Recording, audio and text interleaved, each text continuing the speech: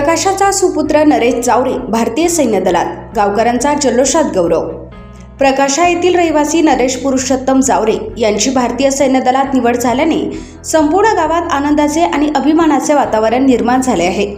देशसेवेची संधी मिळाल्याबद्दल ग्रामस्थ, भोई समाज आणि विविध सामाजिक संघटनांच्या वतीने 26 जून रोजी प्रकाशा बस स्थानकापासून नरेश जावरे यांची वाजत गाजत भव्य मिरवणूक काढण्यात आली।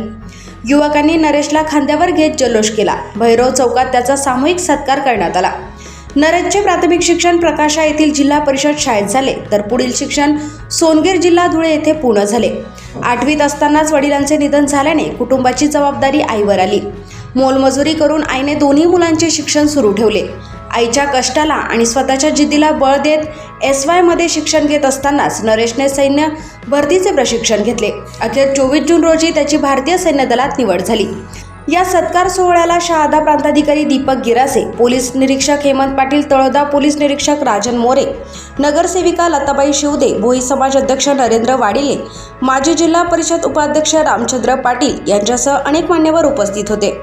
सिद्धार्थ नवयुवक मंडळ, भोई समाज नवयुवक मंडळ आणि प्रकाशा पत्रकार संघाच्या वतीने नरेशचा सत्कार करण्यात आला। प्रकाशा गावाचा हा सुपुत्र आता देशसेवेसाठी सज्ज झाला असून नरेश जावरे यांच्या यशाने संपूर्ण परिसराचा अभिमान उंचावला आहे।